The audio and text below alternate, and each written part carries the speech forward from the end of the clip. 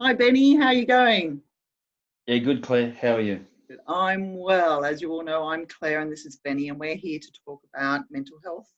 And today we're going to talk about middle managers because we've had a very pertinent question from a lady called Margaret Powe, who we used to go to uni with, and I've also had a pertinent question from a lady I managed and trained. So first of all, Benny, you just want to update everyone about what we've been doing and what we're going to do next.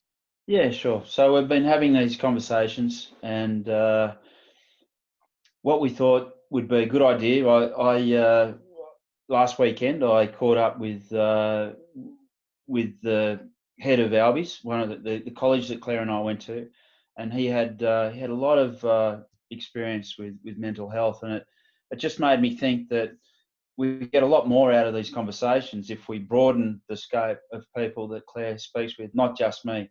I'm reasonably limited in my expertise, but I think everyone would really be interested to speak with different people from different fields of life, with different experiences in mental health, in the awareness side, and also in dealing with people with mental health conditions and helping them get through that and providing that support. So Claire's going to kick off her YouTube channel, and we won't be posting on Facebook, but there'll be reference to the YouTube channel, and she'll be interviewing different people for 3 weeks at a time, and then I might come back and have a summary and pick up the main points that were discussed, and that should be a pretty useful format for moving forward. Great, thanks for that, Benny. So I've started the YouTube channel. It's called Mental Health Chats.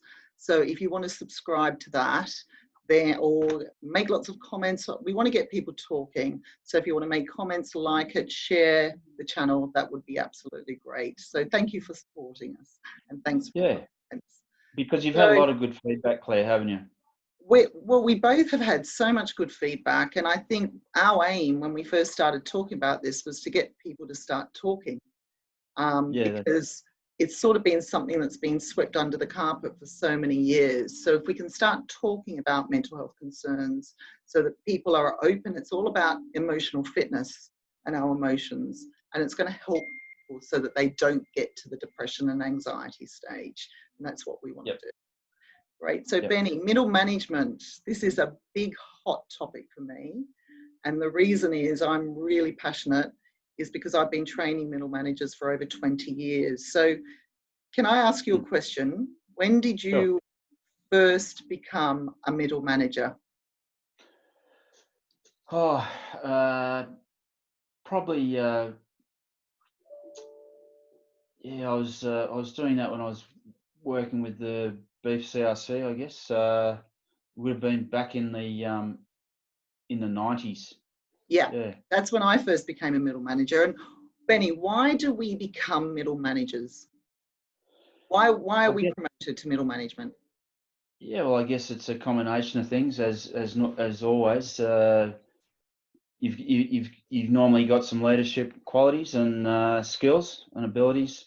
Yeah, You've usually got some life experiences and some and yep, 5 to 10 years of industry yeah. subject matter expertise and all that sort of stuff. So we become middle managers because we're good at our job. But what I found when I became a middle manager was I wasn't trained how to be a manager. I was good at my job, but being a manager is completely different. And then Yeah. suddenly we have to do our job as well as manage people, which is a completely different job. And Yeah. it's really hard. So what I tell people is to understand this is a big change when we become middle managers. So when you became a middle manager, first of all, how many people did you have in your team that you had to look after? Oh well, it's probably best to talk about what I do now. Yeah. Okay. I'm classified as a senior manager now, and I've got about half a dozen people in the team that are spread across Dubai, Singapore, Yep. Indonesia, and Sydney. So you're So actually managing from afar, which is even harder. And this is happening as the world gets closer with technology. But what we also have to understand as a middle manager, we've got our team we're responsible for, but we've also got to answer to the people above. Yeah, So that's right. we're in the middle, so we've got all of this pressure. Exactly. So something that I'm really intrigued about is how people feel about being a middle manager and the pressures. And I'm remembering when I first became a middle manager, I was under so much pressure. I was doing 12, 13, 14-hour days. I slept most of the weekend. I was in my 20s. I should have been having fun, you know.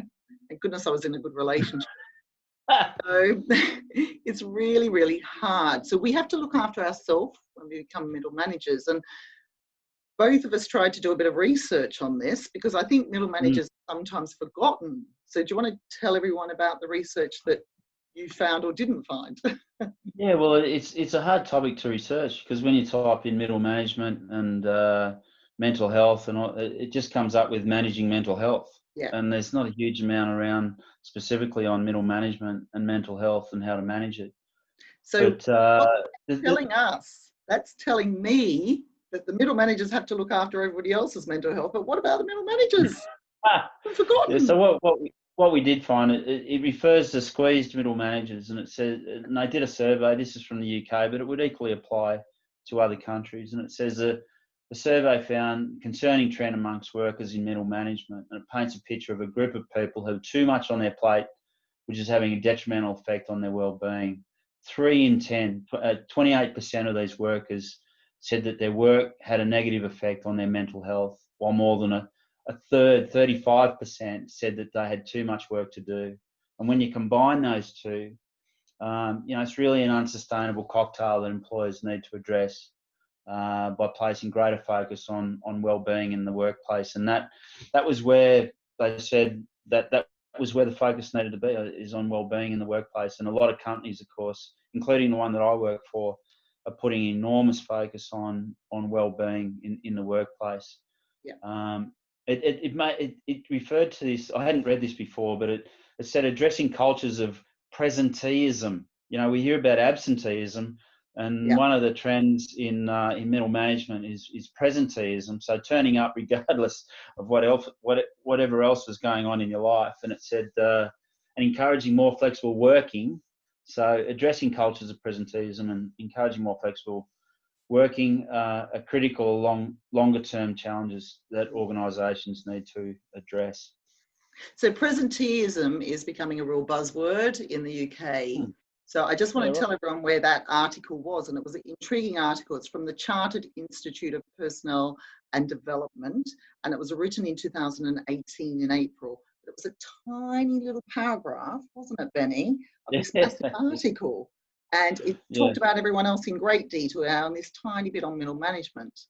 But let's go back to presenteeism. Presenteeism is where people turn up to work, but are they actually present? Yeah, okay. Are they performing? Are they being productive? Because of their mental health.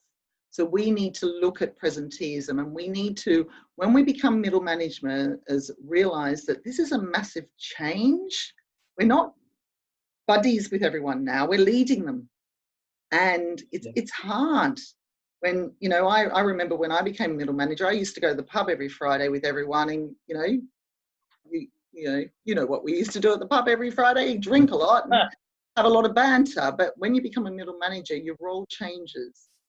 And we need to realize that we need to deal with those changes and accept them and understand what our role is now. And it's quite hard, and we need to be on top of our mental health. Yeah. So as a middle manager, it's back to the preventative measures. What can we do to have preventative measures so that we're not doing what I used to do, which is sleeping all weekend, because I was absolutely shattered. Yeah, right.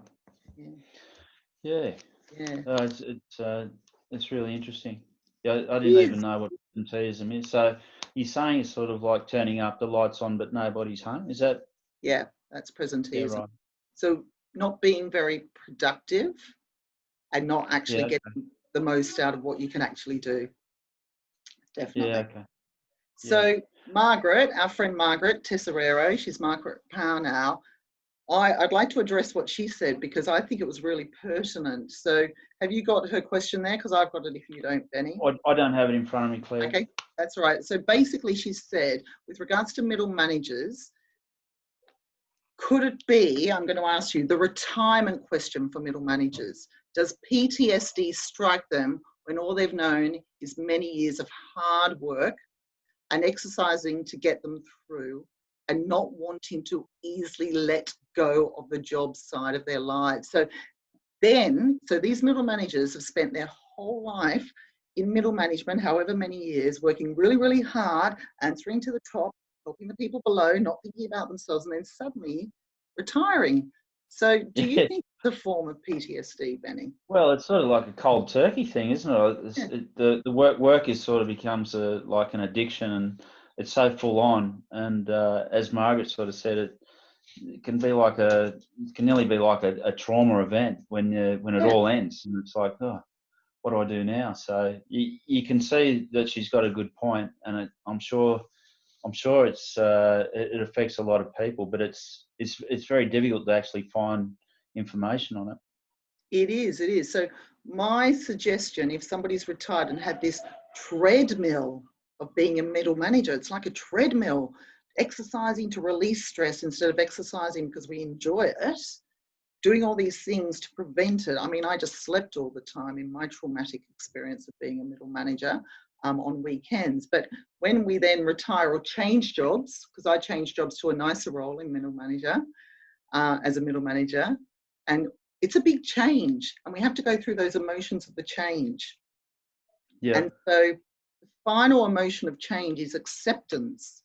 And if we can accept that we're now not a middle manager, we've got this new beginning, this new life, we can move on. So it doesn't have to be a trauma. Yeah. Yeah, I'm looking forward to accepting one day. But yeah, it'll be so good. when you retire, Benny, what's your purpose in life going to be? Tell me, what's your purpose in life going to be? Well, I think my latest thing is just about fulfillment. I want to do things that fulfill me, and I've through doing these sort of things, they have been fulfilling from the point of view of helping people. You know, we do seem to be helping some people, and I think I'll be looking for things like that to continue the fulfillment that you won't be getting, that I won't be getting from work anymore. Yeah.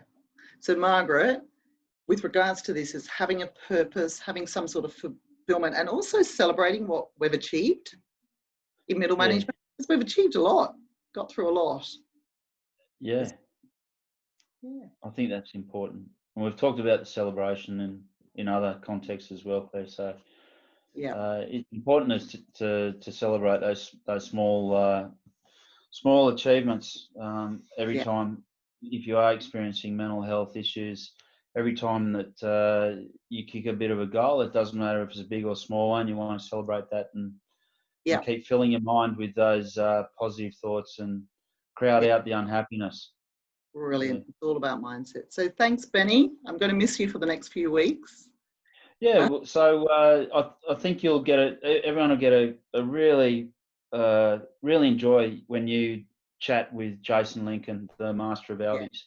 I'm looking forward. He's a great guy, and that's going to be a really good one next week. So everyone should really keep a lookout for that one.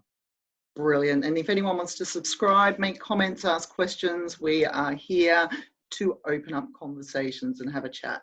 So thank you very much. No worries. See you, Claire. Bye.